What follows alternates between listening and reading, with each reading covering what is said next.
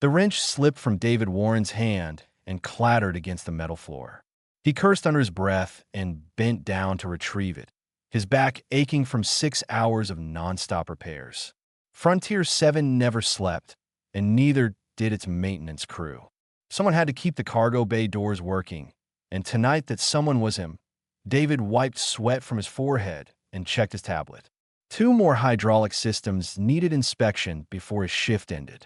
He grabbed his toolbox and headed deeper into the bay, past rows of shipping containers stacked 3 high. The lighting here was poor, just emergency strips that cast long shadows across the floor, but that's when he heard it. A sound that didn't belong in a cargo bay. Soft, pitiful like something in pain. David stopped walking and listened. There it was again, coming from behind a green container marked with alien symbols he couldn't read. He set down his toolbox and moved slowly toward the sound, wondering if some animal had gotten loose from the biological research section. What he found made him freeze. Huddled between 2 containers was a creature unlike anything he'd seen before. It was small, maybe the size of a house cat, covered in scales that shimmered even in the dim light. 2 tiny wings hung from its back, one of them torn and bleeding.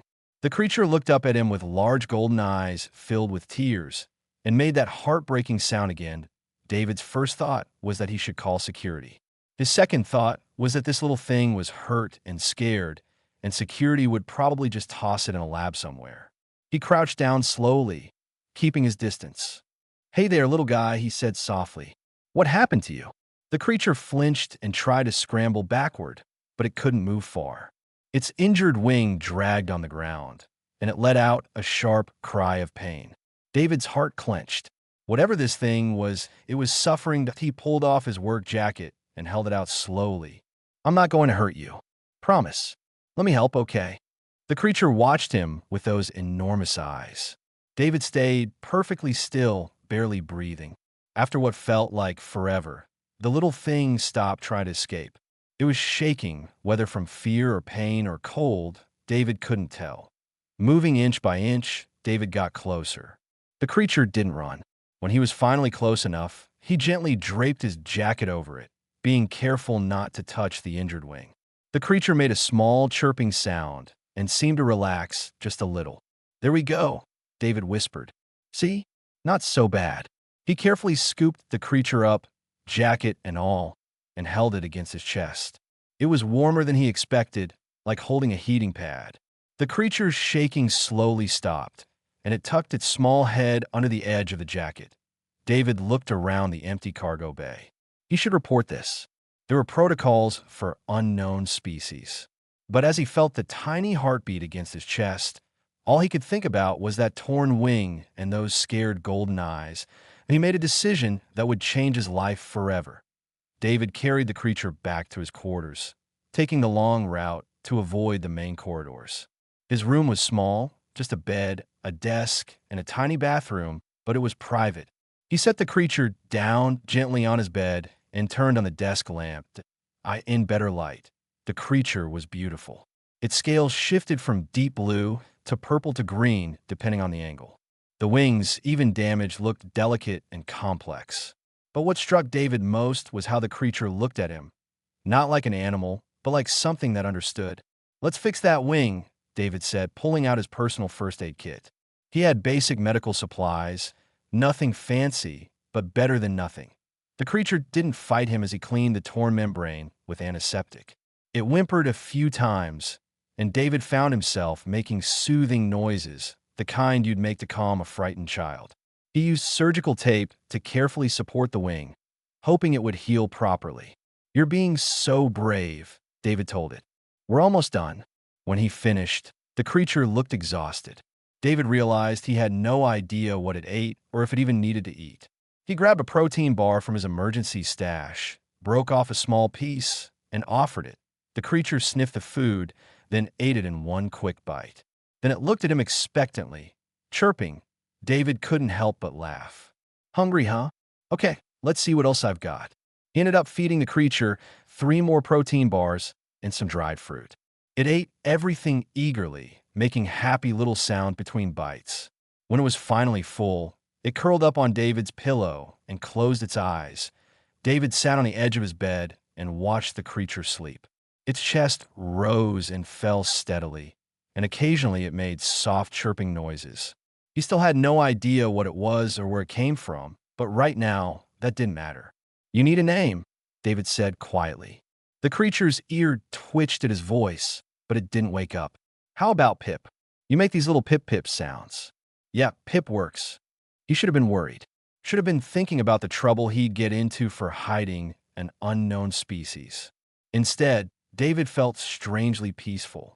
He'd spent the last 2 years on Frontier 7 doing the same repairs, eating the same food, living the same boring routine. Now, suddenly, something in his life felt different, important. David set an alarm on his tablet and lay down carefully next to Pip, making sure not to disturb the small creature. Tomorrow, he'd figure out what to do. Tonight, he'd just make sure this little guy felt safe. As he drifted off to sleep, David had no idea that across the galaxy, a massive fleet of warships had just begun moving toward his sector. He didn't know that the creature sleeping on his pillow was royalty, or that finding it would make him the most important human in known space. All he knew was that something small and helpless had needed him, and he'd done what felt right. Sometimes, that's enough to change everything.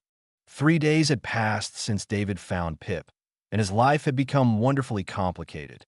The little dragon followed him everywhere, riding on his shoulder when David worked, and sleeping curled up against his side at night. Pip's wing was healing faster than David expected, and the small creature was becoming more playful and energetic each day. David had learned to read Pip's different chirps and sounds. The sharp chirp meant hungry. The soft trill meant happy. The low rumble meant scared or unsure. And right now, as David tried to sneak past the main security checkpoint with Pip hidden in his backpack, that low rumble was getting louder.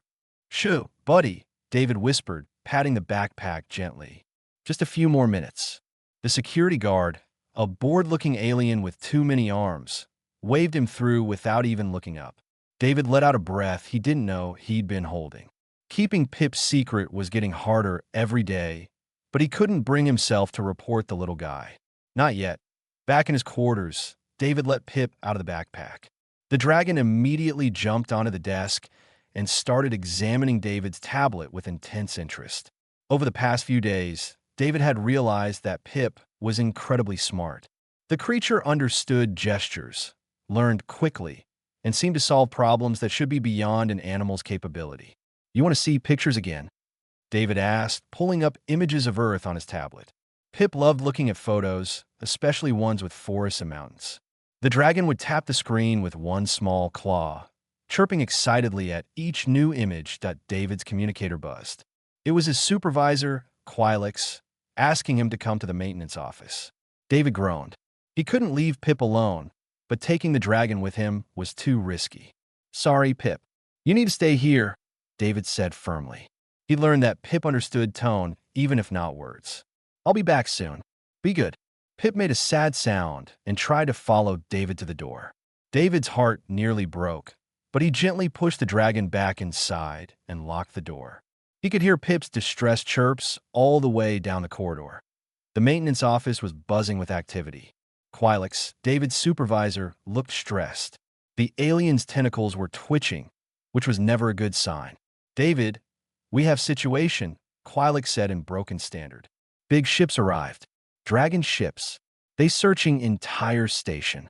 David felt his blood run cold. "Dragon ships? Why?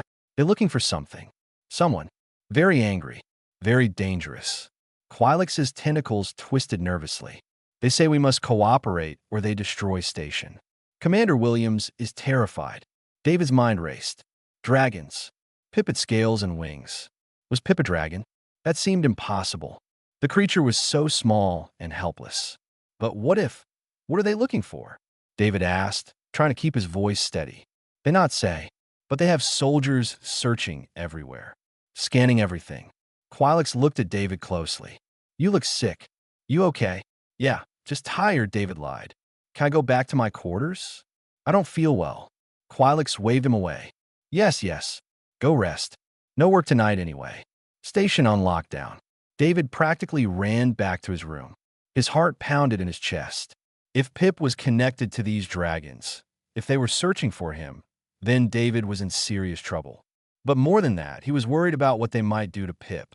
When he opened his door, Pip launched himself at David, clinging to his shirt and making upset sounds. David held the little dragon close, feeling the rapid heartbeat against his palm. "It's okay. I'm here," David soothed. But it wasn't okay. Nothing was okay. Over the next hour, David watched through his door's security feed as dragon soldiers moved through the station. They were massive, easily 8 feet tall, covered in dark scales, and wearing armor that looked like it could withstand a bomb blast. They carried weapons that hummed with energy, and their eyes glowed as they scanned each corridor. Pip sensed David's fear and stayed pressed against him, unusually quiet. David held the dragon and tried to think. He could turn Pip in, tell them he found a creature and didn't know what it was. That might save him from punishment. But looking down at those trusting golden eyes, David knew he couldn't do it. Not after 3 days of Pip depending on him, trusting him, caring about him. His communicator buzzed again. This time, it was a station-wide alert. All personnel were to remain in their quarters. The Dragon search team was moving to the residential sector. David's sector. "We need to hide you," David said, looking around his small room desperately. There was a ventilation shaft in the bathroom, big enough for Pip, but too small for David. "Come on, buddy. I need you to be brave." He carried Pip to the bathroom and opened the vent cover. Pip took one look at the dark shaft and made a frightened sound, clinging tighter to David's shirt. I know, but it's just for a little while," David promised. "They can't find you. Do you understand? They can't find you." Pip looked at David for a long moment, those golden eyes seeming to understand far more than they should. Then the dragon made a decision. Instead of climbing into the vent, Pip wrapped his small body around David's neck and refused to let go. "Pip, please," David begged. But the dragon just held on tighter, chirping softly. David heard boots in the corridor outside. Heavy metallic sounds. The dragons were close. He had maybe a minute, maybe less. He looked at Pip, still clinging to him, and made his own decision that if they were going to find Pip, they'd find them both together. David wasn't going to abandon this little creature that trusted him. He sat on his bed, held Pip close, and waited. The door to his quarters exploded inward. 3 dragon soldiers entered, weapons raised, their eyes glowing as they scanned the room. Behind them came a 4th dragon, even larger, with silver scales and an air of command that made David's instincts scream danger. The silver dragon's eyes locked onto Pip, and her expression changed from aggression to pure shock. She spoke into a communicator in a language David didn't understand, her voice urgent and almost reverent. Then she looked at David, and he saw something in her eyes that terrified him more than her weapons or her size.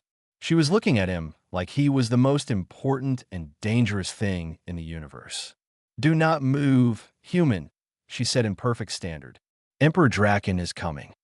David had never believed in the concept of presence before.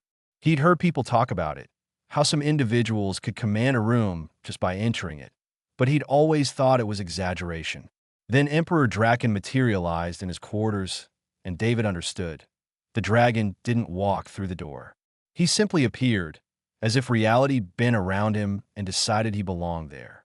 He was massive, nearly 10 feet tall, with scales that looked like molten gold had been poured over obsidian.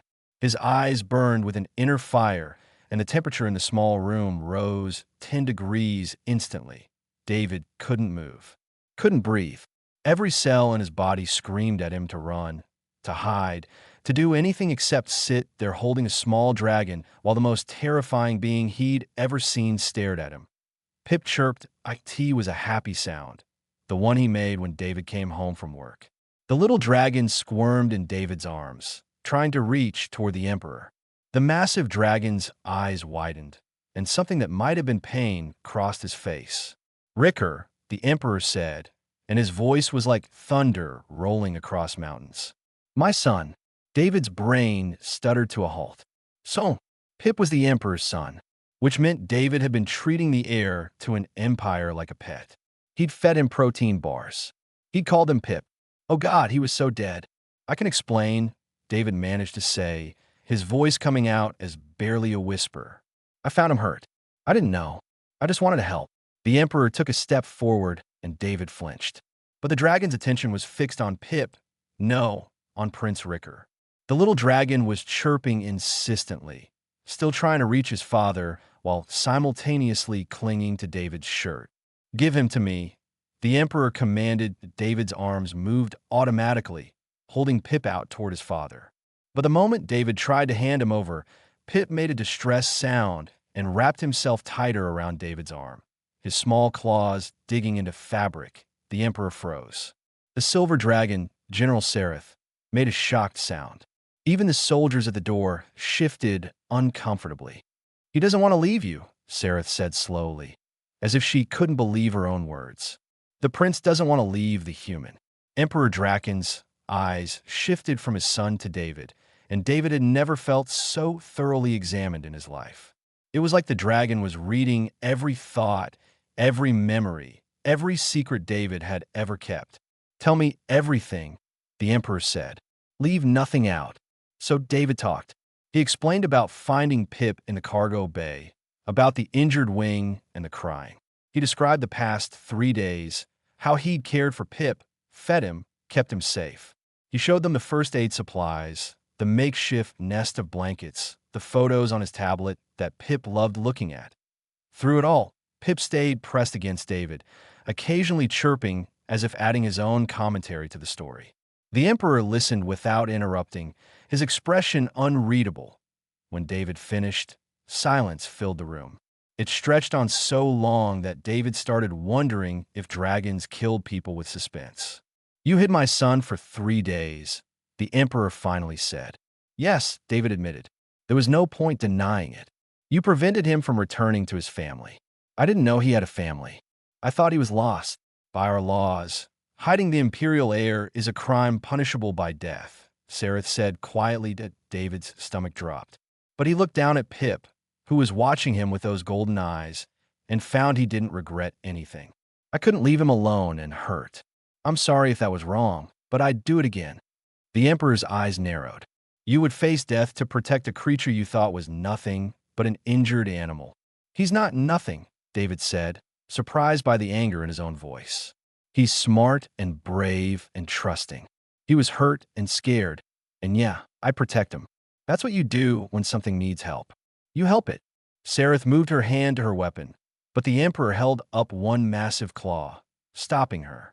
He stared at David for another long moment, then did something David never expected. He laughed at it. Wasn't a cruel laugh or a mocking one. It was genuine, almost warm. It made the soldiers look at each other in confusion. You help it, the Emperor repeated. So simple, so human. He looked at his son, still clinging to David. Ricker was taken by enemies who wanted him dead. They wanted to spark a succession war, to destroy our empire from within. They abandoned him on this station, expecting him to die, alone and afraid. David felt sick. Someone tried to kill him? He's just a baby. He is the only heir to the throne. That makes him a target. The Emperor's voice hardened. We have been searching for 5 days. 5 days of not knowing if my son was alive or dead. And in that time, a human cargo worker found him and gave him care, protection, and comfort. It wasn't that big a deal, David said, uncomfortable with the way everyone was looking at him. Anyone would have done the same. No, Sereth said firmly. They would not. Most species would have reported him immediately or sold him to the highest bidder. You did neither. The Emperor reached out slowly, and this time Pip allowed his father to touch him. The massive dragon ran one claw gently over his son's head, and David saw moisture in those ancient eyes. You saved my son's life, human. You cared for him when he was helpless. In our culture, that creates a life debt. I owe you a debt that can never be fully repaid. I don't want payment, David said quickly. I just wanted him to be okay, which is precisely why the debt exists. The Emperor looked at David with something that might have been respect. What is your name? David Warren, sir.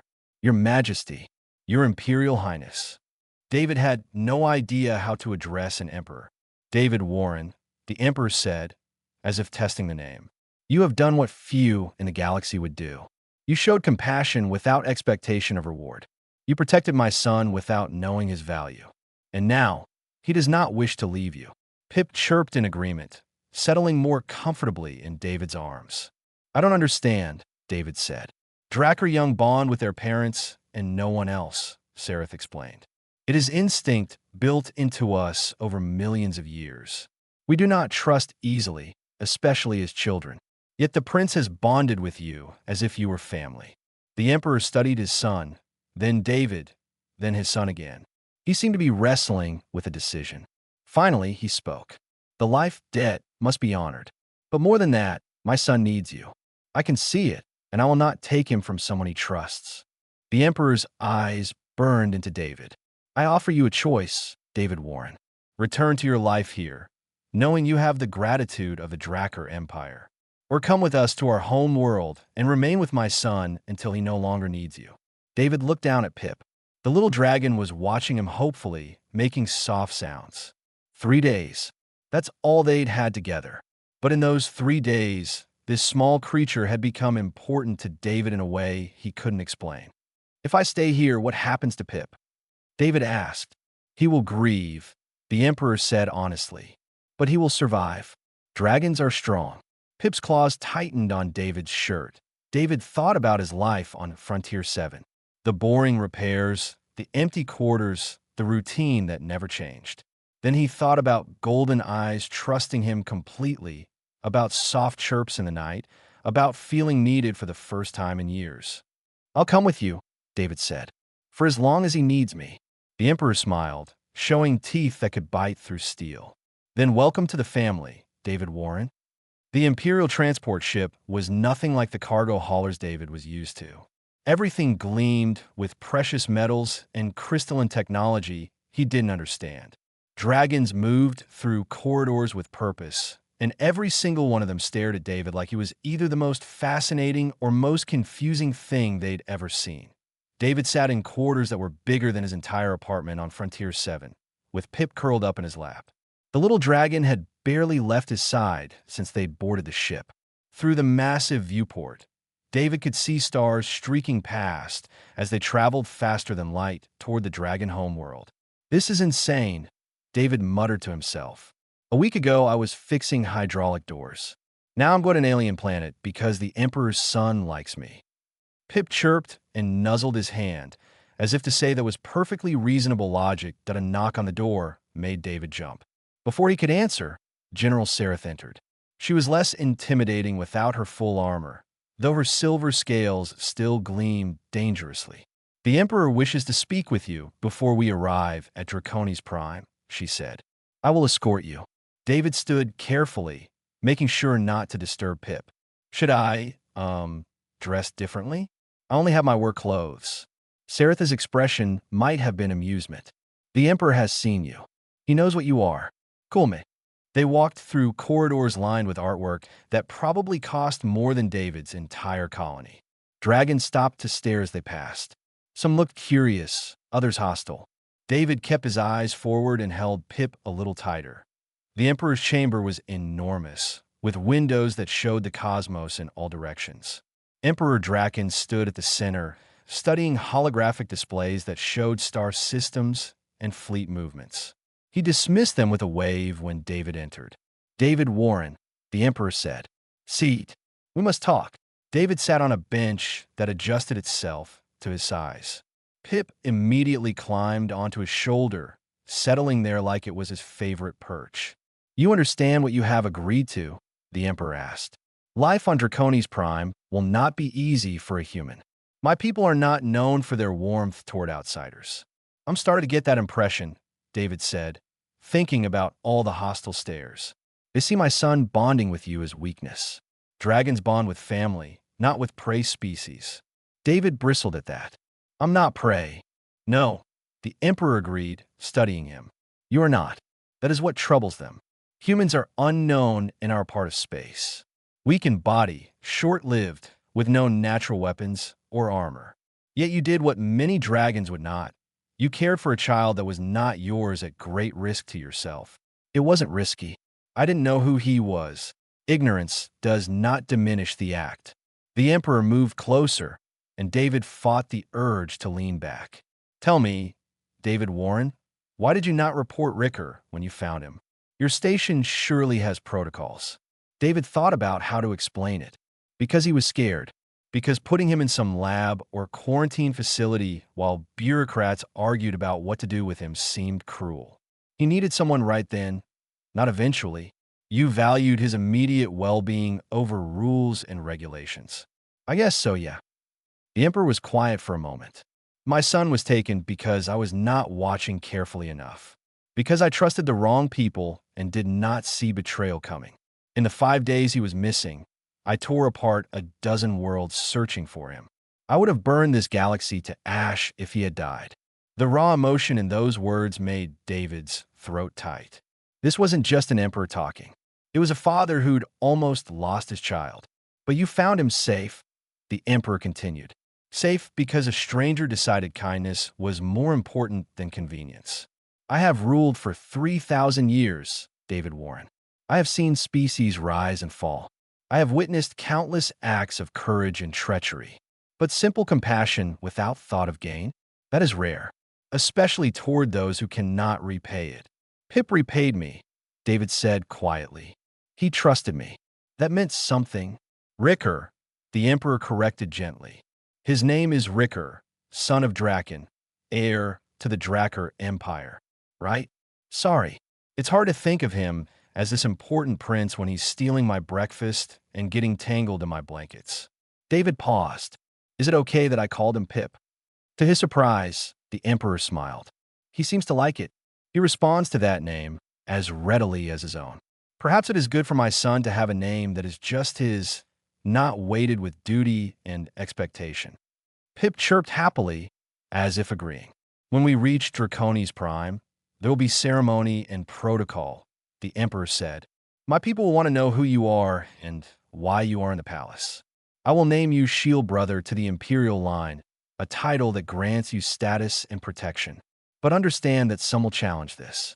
Some will see you as weakness to be exploited. David swallowed hard. I'm just a maintenance worker. I don't know how to deal with politics or nobles or any of that. You know how to care for my son.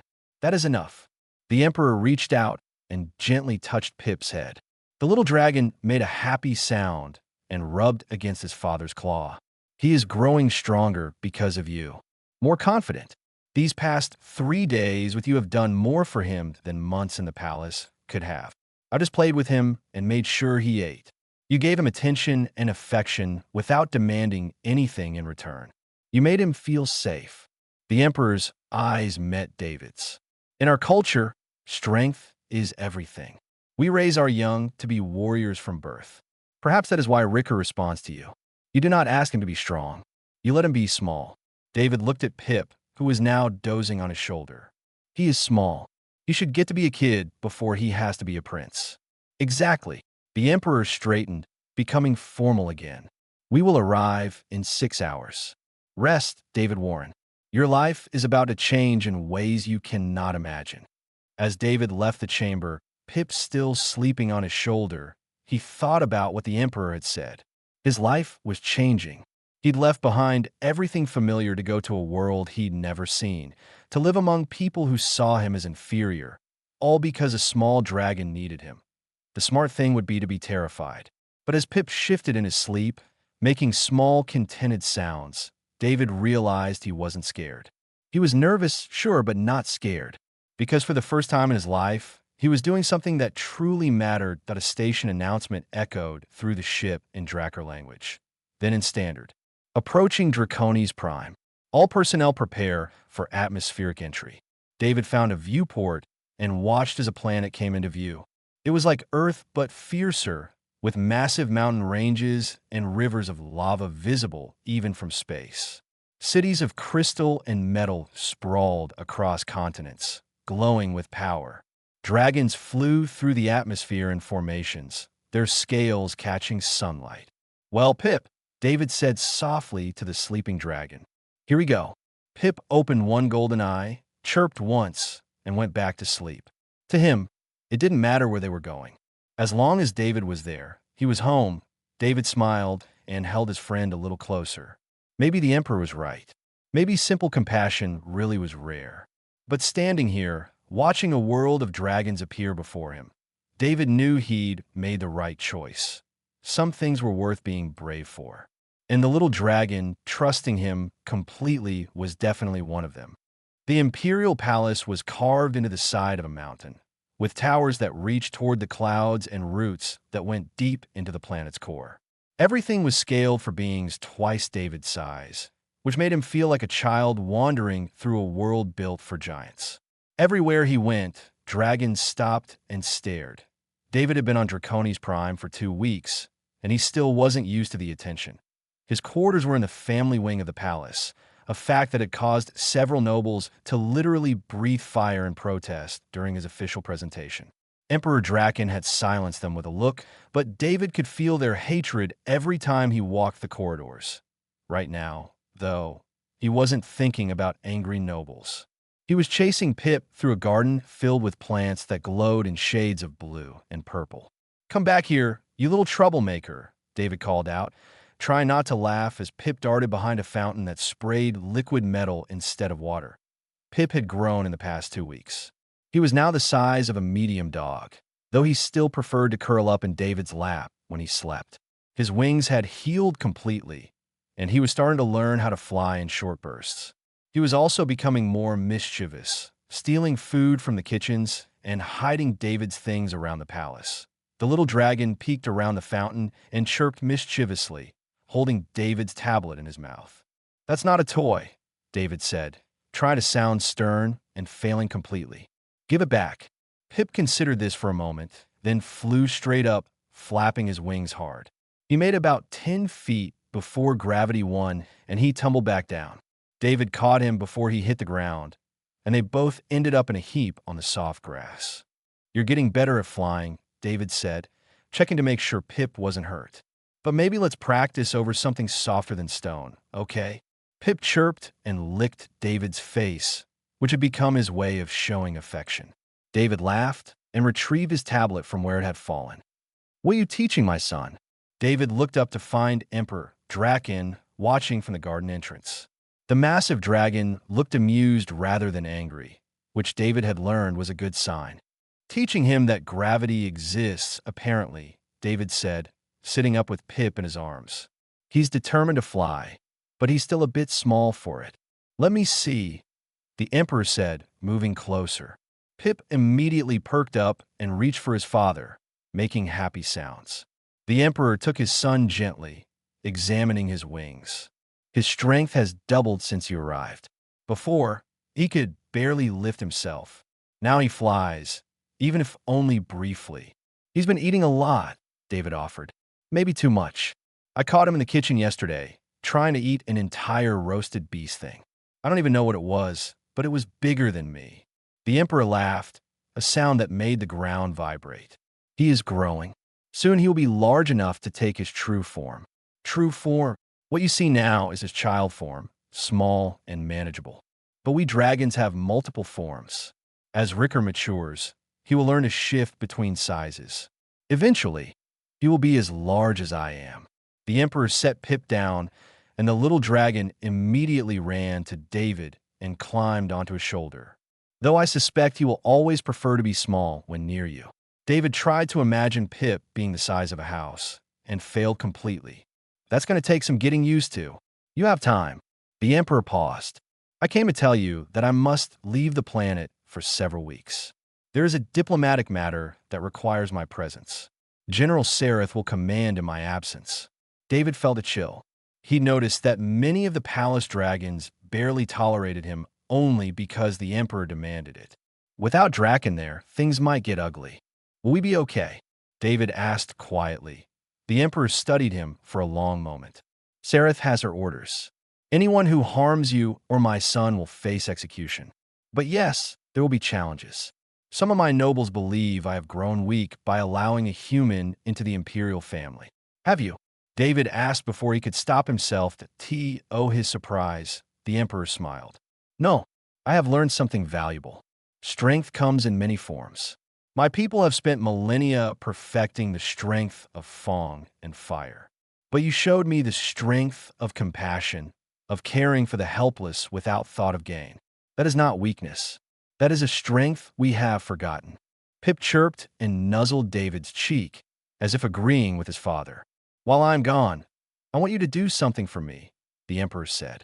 There are other young dragons in the palace, children of nobles and warriors. They train constantly in combat and strategy, learning to be strong. I want you to teach them what you taught my son. What did I teach him? That it is acceptable to be joyful, to play, to trust. The Emperor gestured to where Pip sat contentedly on David's shoulder. Look at him. He is happy. When I found him after his kidnapping, he was terrified of everything. Now he laughs and plays and explores. You did that. I just treated him like a kid. Exactly. The Emperor turned to leave, then paused.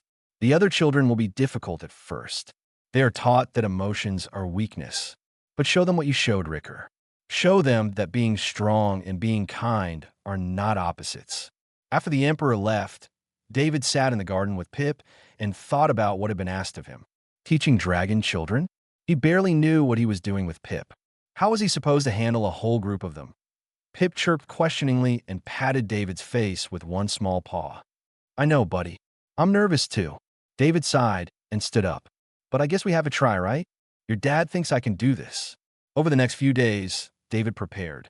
General Sareth helped him set up a space in one of the palace courtyards, away from the formal training grounds. She seemed skeptical of the whole plan, but followed the Emperor's orders. The children are coming now, Sareth said on the day of the first gathering. Remember, they're taught from hatching that weakness is death. They will not understand your methods. Great, David muttered. No pressure. 5 young dragons enter the courtyard, each about Pip's size, but carrying themselves like tiny warriors. They looked at David with obvious disdain. One of them, with dark red scales, actually snorted smoke. You are the human the Emperor has chosen to teach us, the red dragon asked in accented standard. What can prey teach predators? David took a deep breath. This was going to be harder than he thought. But then Pip stepped forward from where he'd been hiding behind David and chirped at the other dragon children. The red dragon's eyes widened. Prince Ricker, Pip chirped again and did a little hop, as if to say that David was absolutely worth listening to. The other young dragons looked confused but didn't leave. David smiled. Maybe he wasn't completely alone in this after all. Okay, he said to the group of tiny dragons watching him with distrust. I'm David, and I'm going to show you something important. It's called having fun. The red dragon tilted his head. Fun? Yeah, fun. Trust me, you're going to like it. 3 months had passed since David first arrived on Draconi's Prime, and the palace gardens had become something unexpected. Every afternoon, young dragons gathered there to play games David taught them from Earth. Hide and seek among the crystal formations. Tag that sent them flying in chaotic patterns. Simple races and puzzles that made them think in new ways that at first, the noble parents had been horrified. Their children were meant to be learning combat and strategy, not playing like common hatchlings. But then they noticed something interesting. The children who spent time with David were happier, more creative in their problem solving, and actually performed better in their formal training because they were less stressed and more focused. David sat on a bench watching Pip, now twice his original size, teaching a group of smaller dragons how to glide from a low wall. The prince had become a leader among the young dragons, showing them that it was possible to be both strong and kind. You have changed my empire in ways I did not expect, Emperor Dracon said, settling beside David on the bench. He'd returned from his diplomatic mission a week ago and had been observing quietly ever since. I just showed them some games, David said, watching as a tiny gold dragon successfully glided into a soft landing and chirped with pride. You showed them joy. That is more powerful than any weapon. The Emperor watched his son help another young dragon climb the wall. Ricker is becoming the leader I hoped he would be. Strong, yes, but also compassionate. The other children follow him not because they fear him, but because they admire him. David felt pride swell in his chest. He's a good kid. You raised him right. We raised him, the Emperor corrected. I gave him power and knowledge. You gave him something equally important, the ability to care about others. A commotion at the garden entrance interrupted them. General Sareth strode in, her scales gleaming with urgency. Behind her came several guards escorting 3 dragons in chains. Even bound, they looked dangerous. "My emperor," Sareth said formally, "we have captured the traitors who orchestrated the prince's kidnapping. They have confessed everything." The temperature in the garden rose as Emperor Dracon's anger manifested physically. The young dragons stopped playing and huddled together, sensing danger. Pip flew directly to David, landing on his shoulder and pressing close. "Bring them forward," the Emperor commanded. The 3 traitor dragons were forced to kneel. David noticed that other dragons were gathering around the garden, nobles and warriors drawn by the drama. This was clearly going to be a public judgment. "You attempted to murder my son," the Emperor said, his voice echoing like thunder. "You would have destroyed the imperial line and thrown our empire into chaos. Give me one reason why I should not end your existence this moment." One of the traitors, an old dragon with scarred gray scales, lifted his head defiantly. "We did what was necessary. You have grown weak, Dracon. Allowing a human into the palace, letting your son bond with prey, teaching our children to play like fools. We sought to remove your soft air and place a true warrior on the throne." Murmurs rippled through the gathered crowd. David felt sick. This was about him, about what he represented. These dragons had tried to kill Pip because they saw compassion as weakness. "Weak?" The Emperor's laugh was terrifying. "You call me weak because I value my son's happiness? Because I see strength in forms you cannot comprehend. You let a human teach our children." Another traitor spat. "A creature so fragile it could not survive a day in the wild alone. What can such weakness teach dragons?" David felt Pip tense on his shoulder. Before anyone could stop him, the young prince launched himself at the traitor, landing in front of him with a snarl. Despite his smaller size, Pip's fury was unmistakable. "David is not weak," Pip said, and David's eyes widened. He'd heard Pip make sounds, but never full words in standard. "He is brave. He found me when I was hurt and scared. He protected me when he could have left me to die. He taught me that caring about others makes us stronger, not weaker." The gathered dragons went silent. A prince defending a human was unheard of. "My son speaks truth," Emperor Dracon said, pride clear in his voice. David Warren found my heir bleeding and terrified. He had nothing to gain by helping. No knowledge of who Ricker was. No hope for reward. He simply saw suffering and chose kindness. Is that weakness? Or is it the purest form of strength, to help those who cannot help themselves? The Emperor turned to address the entire gathered crowd. "For 3,000 years, I have ruled through power and fear. And in those years, enemies have plotted and fought and tried to tear us down. But in 3 months, a human showed me what we have forgotten. That strength without compassion is just brutality. That power without kindness is just tyranny." He looked at the traitors. "You sought to kill my son because you feared he would be soft. But look at him now. He defends those he cares about. He leads the other young with both strength and wisdom. He will be a better emperor than I ever was, because he learned from both Drakkar power and human compassion." The Emperor's eyes blazed. "You are guilty of treason and attempted murder of the imperial heir. The sentence is death. But I will show you the mercy you denied my son.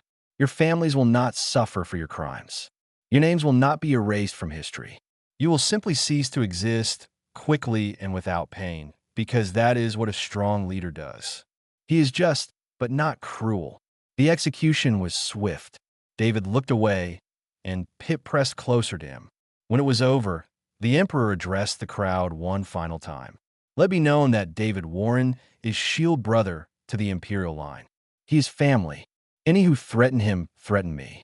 And any who doubt the value of compassion need only look at what he has done for my son and for all our children." The crowd dispersed slowly, many dragons looking thoughtful. General Sareth approached David and, to his shock, bowed her head slightly. "You have my respect, human," she said quietly. "Not many could change an empire with nothing but kindness. That takes a courage we dragons rarely possess." As the sun set over Draconi's prime, David sat in the garden with Pip curled beside him, now large enough that David could lean against him like a warm, scaly pillow. The young dragons had returned to playing, their laughter echoing through the crystal formations.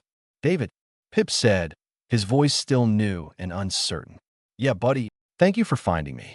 Thank you for not leaving me alone. David smiled and scratched behind Pip's ears the way he liked. Thank you for trusting me. You changed my life too, you know. Before you, I was just going through motions. Now I'm part of something important. You will stay, even when I'm grown, for as long as you need me, David promised. Besides, someone has to make sure you don't eat everything in the kitchen. Pip's laugh was a happy rumble. In the distance, Emperor Dracon watched his son and the human who had saved him and felt hope for the future of his empire. Sometimes the smallest act of compassion could change everything. Sometimes the bravest thing you could do was care, when caring served no purpose except to ease suffering. And sometimes, finding a crying dragon child in a cargo bay could lead to friendship that would reshape the relationship between two species forever. David Warren, maintenance worker turned shield brother, had learned that lesson well. And as stars began appearing in the purple sky above Draconi's prime, he knew he was exactly where he belonged.